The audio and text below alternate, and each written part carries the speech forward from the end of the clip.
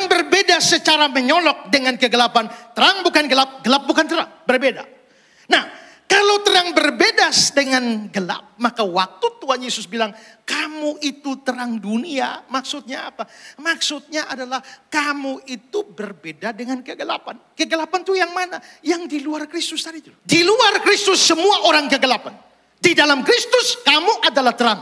Nah, karena terang berbeda secara menyolok dengan gelap, maka jikalau dikatakan kamu itu terang dunia, itu berarti bahwa hidupmu itu harus berbeda dengan orang-orang yang di luar Kristus.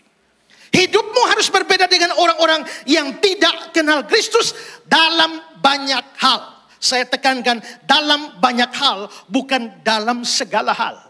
Karena dalam banyak hal kita tidak ada soal kalau kita memang mirip dengan orang di luar Kristus atau orang tidak percaya. Ada orang yang mengatakan bahwa kalau kita dalam Kristus kita harus berbeda dalam segala hal dengan orang di luar Kristus. Kalau kita harus berbeda dalam segala hal dengan orang di luar Kristus makan nasi. Kita orang Kristen harus beda. Jadi kita tidak boleh makan nasi. Makan apa? Makan batu. Kan tidak. Orang di luar Kristus, orang kafir sekalipun, penyembah berhala, mereka mandi. Karena kita orang Kristen harus berbeda, jadi tidak boleh mandi. Tidak. Satu hari saya dikunjungi oleh 2 orang. Waktu mereka 2 datang, saya lihat, saya langsung tahu ini cirinya saksi Yehova. Karena kalau saksi Yehova datang biasa 2 orang, ya baju putih, rapi sekali. Yang banyak ngomong itu junior, yang lebih diam itu senior. Ya, waktu mereka berkunjung ke saya itu waktu dekat-dekat Natal. Ya, nah setelah itu saya langsung datang, saya karena tahu saksi Yehova tidak merayakan Natal. Saya bilang, selamat hari Natal. Ya diam, lalu saya, oh iya betul ya, kalian tidak merayakan Natal ya? Iya. Lalu saya tanya, kenapa sih kalian saksi Yehova tidak merayakan Natal? Bahkan tidak merayakan ulang tahun. Pesta ulang tahun gak boleh. Karena lalu dia bilang, karena di Alkitab hanya ada 2 orang yang merayakan ulang tahun. Yang pertama itu adalah Raja Firaun dan yang kedua adalah Raja Herodes. Dan 2 raja ini, 2 orang tidak percaya pada Yesus, 2 orang kafir. Jadi merayakan ulang tahun itu kafir. Saudara merayakan ulang tahun? Kafir. Dia bilang begitu. Ya. Jadi saya bilang, oh jadi karena orang kafir merayakan ulang tahun, orang Kristen tidak boleh? Ya. Nah, karena merayakan ulang tahun tidak boleh, maka merayakan Natal juga tidak boleh. Lalu dia bilang, coba Bapak kasih saya 1 ayat di Alkitab di mana ada perintah merayakan Natal. Saya bilang gak ada. Nah itu tidak ada. Oh jadi kalau tidak ada tidak boleh lakukan? Dia bilang, ya. Saya lihat baik-baik dia duduk di samping saya, dia pakai dasi. Lalu saya tanya, Pak, bisakah kasih saya 1 ayat di mana ada perintah pakai dasi? Dia kaget. Dia bilang tidak ada. Kalau tidak ada, kenapa Bapak pakai dasi? Ya kan tidak ada larangan juga di Alkitab tidak pakai dasi. Lalu saya tanya, di mana di Alkitab dilarang merayakan ulang tahun? Dia diam. Kita memang harus berbeda dari orang dunia ini, tapi tidak dalam segala hal. Lalu dalam hal apa saja kita harus berbeda dari orang di dunia ini? Dalam hal-hal yang dilarang oleh firman Tuhan. Atau dalam hal-hal yang diperintahkan oleh firman Tuhan. Jikalau firman Tuhan memerintahkan kita harus jujur, maka hidup kita dalam hal kejujuran harus beda dengan dunia. Ketika orang-orang di luar Kristus tidak jujur, orang di dalam Kristus harus jujur. Kalau firman Tuhan mengajar kita untuk kita rajin bekerja, maka ketika orang di luar Kristus malas bekerja, seorang Kristen harus berbeda di mana dia harus rajin. Kalau Alkitab melarang adanya semacam sogok menyogok seperti itu, lalu orang di luar Kristus melakukan itu, orang Kristen harus berbeda, maka orang Kristen tidak boleh melakukan hal itu dalam hal-hal yang dilarang oleh firman Tuhan atau diperintahkan firman Tuhan. Kita diperintahkan untuk taat peraturan, termasuk di dalam taat peraturan lalu lintas misalnya.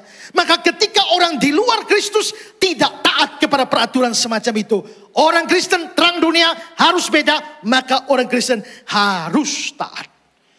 Di daerah saya, kalau hari Senin sampai hari Sabtu banyak orang, hampir semua kemana-mana pakai helm. Tapi kalau hari Minggu, orang tidak pakai helm. Lalu ditanya, kenapa tidak pakai helm? Ini kan hari Minggu. Kenapa hari Minggu boleh tidak pakai helm?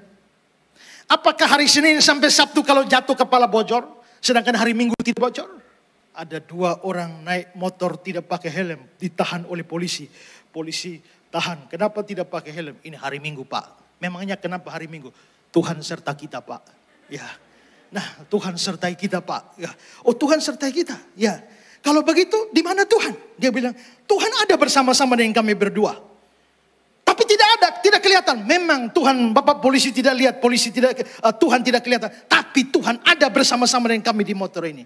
Lalu polisi bilang, kalau begitu saya tilang kalian bertiga. Kenapa? Satu motor ditumpangi bertiga, kalian berdua tambah Yesus.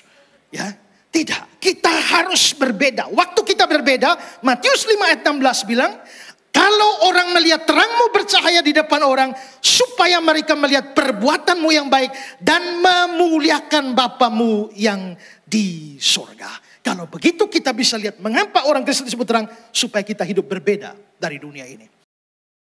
Shalom saudara-saudara yang saya kasih dalam Tuhan Yesus. Berkembangnya industri perfilman di negara kita ini itu membawa angin segar bagi banyak pihak, dan juga termasuk di dalamnya adalah Pijar TV itu mempunyai kerinduan untuk memproduksi sebuah film rohani yang syarat dengan pesan Injil maupun juga pengajaran firman Tuhan. Karena itu Pijar TV bekerja sama dengan Yayasan Karya Bakti Esra Soru, juga dengan Gereja GKN Revival, dan juga dengan YGP itu berencana memproduksi sebuah film rohani pada bulan Desember yang akan datang, dan diproduksi di Kota Kupang dengan judul Suatu Hari Nanti. Saya sendiri akan terlibat di dalam film tersebut, yang mana akan memberikan pesan-pesan rohani apa yang didapatkan dari film tersebut, yang tentu saja syarat akan pemberitaan Injil dan pengajaran firman Tuhan. Nah, untuk melaksanakan ini tentu saja membutuhkan biaya yang cukup besar, dan karena itu pada kesempatan ini saya juga meminta saudara-saudara untuk mendukung program atau rencana ini, rencana produksi film ini, baik melalui dukungan doa dan juga termasuk dukungan dana. Kalau saudara digerakkan Tuhan untuk ambil bagian dalam pekerjaan Tuhan ini, maka di layar saudara itu ada nomor rekening yang tertera di sana. Saudara bisa mentransfernya untuk memberikan dukungan bagi produksi film Pijar TV, Yayasan Karya Bakti Esra Soru, Gereja Kristen Injil Nusantara, Revival Kupang, dan juga YGP. Dan biarlah apa yang saudara berikan itu akan membawa kemuliaan bagi nama Tuhan, dan banyak orang bisa mendengar Injil, mendengar firman Tuhan, pesan-pesan firman Tuhan melalui film tersebut Suatu Hari Nanti. Tuhan Yesus memberkati saudara sekalian. Shalom.